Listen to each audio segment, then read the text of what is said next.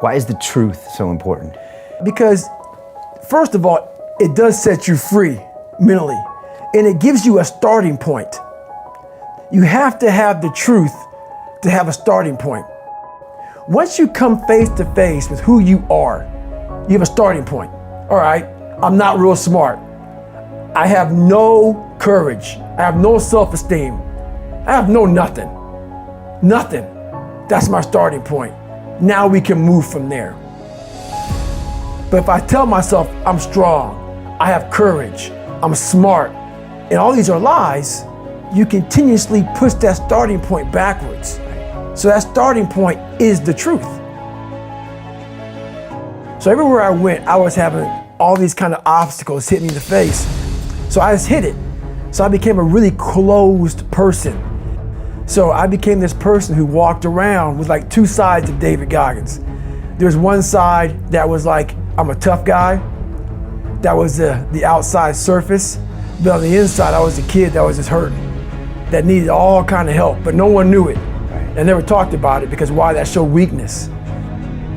For me to come out and be this vulnerable, because everybody thinks I'm Superman. So I had to tell them the truth.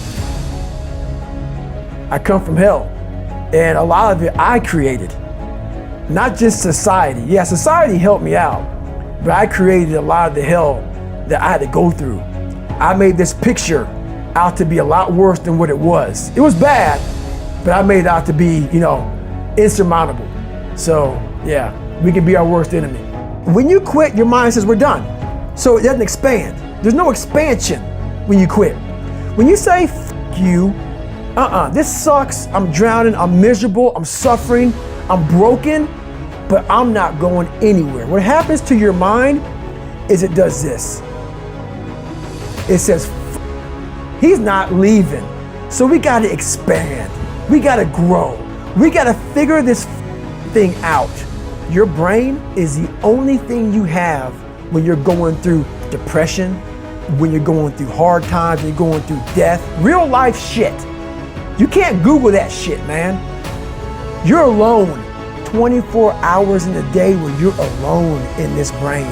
And your brain is talking to you in all kinds of ways. And it wants to control you and pull you in these different pockets. If you can't control your own brain and your brain controls you, you're f***ed. You gotta tell your brain where you wanna go and how you wanna go and how you wanna get there. I realized if I keep going back and going back and going back until the shit just becomes, your mind will say, okay, we're gonna figure it out. It'll find a way. Because he is not going to stop. It's not like I'm gonna try one more time. No, it's just like alarm clock goes off, boop, we're going back. I can't read right, we're going back. I gave myself no way out and my mind realized that. They said, okay, we're gonna adapt and overcome now. If I'm lying to you about who I am, or I'm lying to you about whatever, there's no starting point. There's a false reality. Right. You have to create the real reality. That's the real reality. Where the f am I gonna start from? So for me, I was lying to this, lying about that. So I had no starting point. And the truth is very important. And for me, a lot of years of my life growing up, I lied a lot because didn't have a lot of friends, felt socially just all kind of awkward. I was hiding all kind of stuff. So you do whatever you can to create another human being that's acceptable, that you think is acceptable in society. And when I did that, all that came out was a bunch of shit, a bunch of lies, a bunch of filth, a bunch of nothing. So for me to come out and write a book about the real David Goggins, it was tough. It was tough, but that's the only way. If I want to help people out, the only way I can cut to the surface and say, look guys, gals, whoever's reading this book, I am where I am now. You guys see this. And it'd been very easy to write a book about the hero, David Goggins, but the hero's not me. The hero is the person reading the book. But I had to tell him where I came from to give people hope that, wow, that's where he came from? He came from all these fucked up obstacles and now he's there? I want to give people that kind of hope. So that's why it was tough, because to give people hope, I had to take myself to the sewer to show people, hey, I come from hell.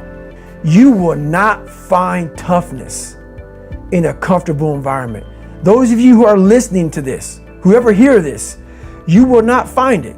I was trying to look for it everywhere. The only way you find it is to drown yourself in a position where you're just out of sorts, where you can't swim and you're drowning. Where you're drowning. You're drowning in life. But you say, you know what, man? That. Because I wasn't gifted with brains. I wasn't gifted with God-given talent as far as like athleticism. So I knew to get to where I had to go, to be on the same playing field as these men, to even try out for this program, I knew the work was going to be something that I didn't want to even attack. So I would just put it off. But yet you did it. Because it haunted me. Okay. The voice in my head said, you know what, man? You're going to die never even trying to reach your full potential. And how's that going to feel? But I knew that I was going to pay for this while I was living or while I was dead. I realized how the brain works. I figured out how the brain works. I'm a scared kid, and that's what gives me so much power. I had no foundation, and I built this off of just researching the mind. The feeling you get is basically invincibility. You realize that you can't do it all the time. When you need to do it, I know I can go to a place that I can live in. And when you know that you can run on broken legs and you can do certain things that a lot of people can do, but they're not willing to do, this power, this sympathetic nervous system of fight or flight, and you're fighting, it gives you this charge of energy of when you're sitting there at 3:30, 4 o'clock in the morning and you're duct taping your feet up because they're broken, and you're doing it by yourself, and you're going through arguably one of the hardest training in the world. And these guys, most of them are healthy, and you're going through it broken, and you're already at a disadvantage, but you're still there. You can feed into that and tap into that for a lot of power. But if you look at it, well, I'm broken, man. I'm not gonna make it. But if you look at it as, man, I'm broken and I'm still here. And I'm fighting and I'm gonna find a way to get through this because I have no other place to go. It gives you a lot of power. I found peace on the opposite end of finding myself. And no one really finds themselves without going through trials, tribulations, suffering, accountability.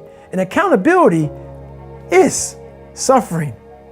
Being accountable every fucking day for doing right for yourself, for the people next to you, it's miserable. When I was 297 pounds and I was fat as hell trying to be a Navy SEAL, the scariest thing in the world to me, even to this day, was that could have been the rest of my life. I thought then I was trying hard. That's the scariest thing in the world. I thought then, 297 pound, working for Ecolab, spraying for cockroaches, making $1,000 a month. I thought that was me at my 100% potential. Come to find out, a few years later, I wasn't anywhere near that. 106 pounds less, graduated Navy SEAL training, went on to do all these other things. Looking back on that was me trying hard. That's why people gotta understand what is in us. We have no idea until we start trying hard. And I mean really trying hard, where you're obsessed with, hey, this is my new norm. My new norm is that, wow, this isn't always fun. It's not always meant to be fun. And that's when you know you're trying hard.